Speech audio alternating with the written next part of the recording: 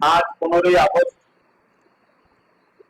1947 সালে এই 15ই আগস্ট কম বেশি 200 বছরের ব্রিটিশ শাসকের কালো হাত থেকে আমাদের মহান মাতৃভূমি ভারতবর্ষ সেই দেশের গোলামীর শিকলকে, ব্রিটিশদের যে গোলামীর শিকল, সেই শিকলকে ভেঙে আমার দেশের মহামানবরা, বীর পুরুষেরা অনেক রক্তের বিনিময়ে, অনেক ত্যাগের বিনিময়ে, অনেক সংগ্রামের বিনিময়ে এই দিনে ৭৯তম যে স্বাধীনতা দিবস আমরা করতে চলেছি, দেশকে স্বাধীন করেছিলেন। আমাদের প্রত্যেককে মনে রাখতে হবে, আমরা আমাদের দেশকে সর্বোচ্চ সম্মান, ভক্তি, ভালোবাসাতে রাখবো। কেননা এই দেশ দাসত্বের শিকলে ব্রিটিশদের কালো থাবাতে বন্দী ছিল। অনেক রক্তের বিনিময়, অনেক মাতৃভূমির সন্তানদের জীবনের বিনিময় এ দেশ আমরা ব্রিটিশদের হাত থেকে আজাদ করতে পেরেছিলাম। তাই এই দেশ নতুন করে আবার কোন অপশক্তি, আবার কোন ফ্যাসিস্ট চিন্তাবাদী, আবার কোন ব্রিটিশদের দালালদের হাতে আমাদের দেশ যেন আবার দাসত্বের শিকলে আবদ্ধ না হয়ে যায়, এটা আমাদের সবাইকে সর্বসময় মাথায় রেখে চলতে হবে এবং সর্বসময় সমাজকে সে নিয়ে সজাগ করতে হবে। আমরা যদি এই ৭৯তম স্বাধীনতা দিবসের উদযাপনের সময় যদি আমরা সংক্ষেপে স্বাধীনতা নিয়ে আলোচনা করতে যাই, এটা একটা বিরাট বড় একটা ইতিহাস। আমরা দেখতে পাই এই বাংলায় স্বাধীনতা, স্বাধীন নবাব সিরাজউদ্দৌলার যে আন্দোলন, সেই আন্দোলনকে আমরা কোনোভাবে বুঝতে পারি না। ঠিক পাশাপাশি আমাদের এই পশ্চিম বাংলার উত্তর ২৪ পরগনা বর্তমান যেটা বাদুড়িয়া বিধানসভার অন্তর্গত নারকোলবেড়িয়া বলে একটা জায়গা আছে, যেখানে মীর নিসার আলী, এনাকে টিপু মীর বলে আমরা চিনি, তিনি বাঁশের দ্বারা একটা কেল্লা করেছিলেন। উদ্দেশ্য কি? ব্রিটিশদের বিরুদ্ধে লড়াই করে ভারত মাতাকে, ভারতবর্ষকে তাদের কালো হাত থেকে, তাদের শিকল যে বন্দী করে রেখেছিল তার হাত থেকে উদ্ধার করবে। আমরা জানি নেতাজি সুভাষচন্দ্র বসুর নাম, তিনি আমার দেশকে আজাদ করার জন্য আজাদ হিন্দ ফৌজ তৈরি করেছেন। সেই ফৌজের নেতৃত্ব দিয়েছে ভারতবর্ষের মুসলিম, অমুসলিম সর্বধর্মের মানুষেরা। আমরা জানি আশফাকুল্লাহ খান, মৌলানা আবুল কালাম আজাদ, এবং কলিকাতার বুকে আমরা মহাকরণে, কলিকাতার মহাকরণের ভেতরে বিনয় বাদল, দীনেশ, যিনারা স্বাধীনতা সংগ্রামী ছিলেন, ব্রিটিশদের বিরুদ্ধে যে লড়াই করে নিজেদের জানকে উৎসর্গ করেছেন দেশের জন্য, সেগুলো কিন্তু আমরা ভুলে যেতে পারি না। আমরা দেখেছি সাঁওতাল বিদ্রোহ থেকে শুরু করে সিধু, কানু, বিরসা মুন্ডাদের যে অবদান আমার দেশের জন্য, সেগুলো কোনোভাবে আমরা বুঝতে পারি না। তাই এই ইতিহাস আমাদেরকে শুধু জানলে হবে না, এই ইতিহাস আমাদেরকে সমাজকে জানাতে হবে। পাশাপাশি তাদের যে রক্তের অবদানে, রক্তের বিনিময়ে আমরা দেশ স্বাধীন পেয়েছি, আজকে বলতে পারছি ভারত আমাদের এই যে স্বাধীন দেশকে বাঁচাবার জন্য প্রয়োজন হয় আগামী দিন যদি আমাদেরও জীবন দিতে হয়, আমাদেরকে প্রস্তুত থাকতে হবে, কোনোভাবে আমরা পিছিয়ে না যাই। আমরা শিক্ষা অর্জন করে বড় বড় পদে বসে যদি আমরা নিজেদের রুজি রুটির কথা শুধু ভাবি, ওই শিক্ষিত মনে হয় আমার দেশের জন্য কোনো লাভ কাজে আসবে না।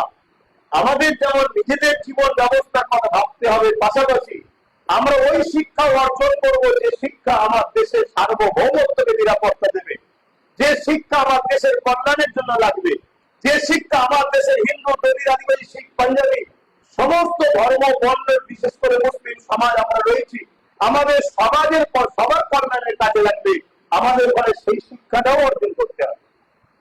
কারণ আজকে দেশের স্বাধীনতার ৭৯তম উদযাপন আমরা করছি, কিন্তু বড় দুঃখের সাথে বলতে হয় ২০১৪ সাল থেকে কেন্দ্র সরকার কিভাবে আমার দেশের সংবিধান বিরোধী কর্মসূচি চালিয়ে যাচ্ছে, দেশের সম্পদকে বিক্রি করছে, আবার যেন স্টেডিয়া কোম্পানির মতো আমার দেশের সম্পদকে কিছু কোম্পানির হাতে তুলে দিচ্ছে, এটাও আমাদেরকে মাথায় রাখতে হবে। দেশ যেন আবার পরাধীনতার দিকে নিয়ে যাচ্ছে, সেই দাসত্ব শিকলে বাধা হচ্ছে।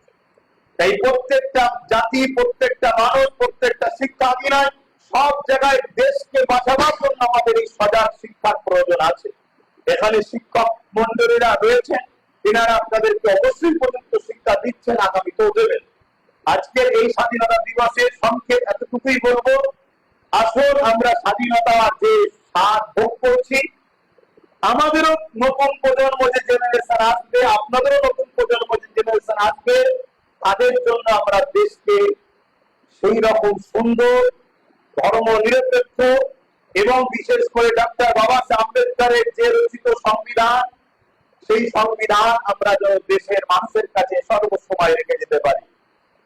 ব্রিটিশদের সিস্টেম ছিল রাজা আর প্রজা, কিন্তু এই তারিখে 1947 ব্রিটিশের অপশক্তিকে ধ্বংস করে আমার দেশের মহানায়কেরা একটা সিস্টেম তৈরি করলো, সেটা হলো রাষ্ট্র আর নাগরিক। অর্থাৎ আমার দেশে কেউ রাজা নয়, আমার দেশে রাষ্ট্র আর নাগরিকের সম্পর্ক। সেইটা কিভাবে চলবে, সেই সামাজিক মিল বন্ধনে চলার জন্য ডক্টর বাবা সাহেব আম্বেদকর যে সংবিধান রেখে গেছে, সেই ডক্টর বাবা সাহেব আম্বেদকরকে আমরা ভুলতে কখনো পারি না। এইগুলোকে আমাদের মাথায় রাখতে হবে। নাম বলতে গেলে প্রচুর নাম আছে, ঠিক তেমনি আজকে জিনার স্মৃতিতে এই বিশাল নলেজ সিটি গড়ে উঠতে চলেছে। আজ তার একেবারে প্রথম চাষ বা ফসল হচ্ছে আপনারা, আপনাদের দ্বারা এখানে সেই প্রথম ফসল শুরু হচ্ছে, চাষ শুরু হয়েছে। সেই শিক্ষা নলেজ সিটি জিনার নামে পীর আবু বকর সিদ্দিক, তিনার কথাকেও আমরা কোনোভাবে ভুলতে পারি না। তিনিও স্বাধীনতা সংগ্রামী ছিলেন এবং তিনার দেশের জন্য যে সংগ্রাম, যে লড়াই, যে ত্যাগ তিনি করেছে, সেটাকেও আমাদেরকে স্মরণ রাখা দরকার। তো যাক, আপনারা বড় হন, আপনারা দেশবাসী, সমাজের গর্ব হন। আজকের এই ৭৯তম স্বাধীনতা দিবসে প্রেক্ষাপটে আমি আপনাদের জন্য দোয়া মহান স্রষ্টার কাছে আশা রাখি। কথা বলতে গেলে অনেক লম্বা কথা বাড়তে হবে। অবশ্যই আপনাদের শিক্ষক মন্ডলীরা আপনাদের ঘরের দেশ নিয়ে আরো সজাগ করবেন, এটাই আমি আশা রেখে এখানে বক্তব্য এখানেই সমাপ্তি করছি। সকলে সুস্থ থাকেন, ভালো থাকেন, আপনারা মন দিয়ে পড়াশোনা করবেন, দেশের জন্য, দেশবাসীর জন্য আপনারা গর্ব হবেন। এই মাইন্ড দিয়ে, এই মেন্টালিটি দিয়ে আপনারা পড়াশোনা করবেন, যাতে আমরা দেশ ও দেশবাসীর সেবক যেন হতে পারি, এই আশা রেখে আমি ক্ষুদ্র বক্তব্য সংক্ষেপ করছি। সকলে সুস্থ থাকেন। ছোট্ট একটা তোহফা স্বাধীনতা দিবসে তোমাদেরকে দেওয়া হচ্ছে। ৭৯তম স্বাধীনতা দিবসে এই ছোট্ট একটা তোহফা তোমাদের হাতে দেওয়া হচ্ছে।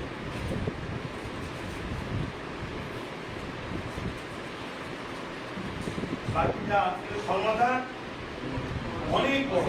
হ্যাঁ, এরপরে আমরা ডেকে নেবো জাকির আলী স্যারকে। এরপর আমরা ডেকে নেবো সনাতন বাস্কি মহাশয়কে। খুব ভালো করে লড়াই করতে হবে, শিক্ষার লড়াই। এবারে আমরা ডেকে নেবো শিক্ষক ফজল আলী বর্তাকে।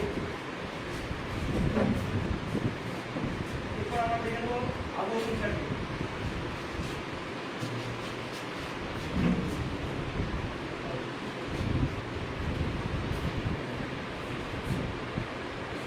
এবং আমাদের দুজনের ক্লিনিক করে মামা থেকে। ও আচ্ছা, আপনি ঠিক আছে। খুব ভালো করে ছেলেদের দিকে খেয়াল রেখে করতে হবে। ভালো থাকেন আপনি। আমাদের তাই ভাইকে বন্ধ করবে। আস্তে আস্তে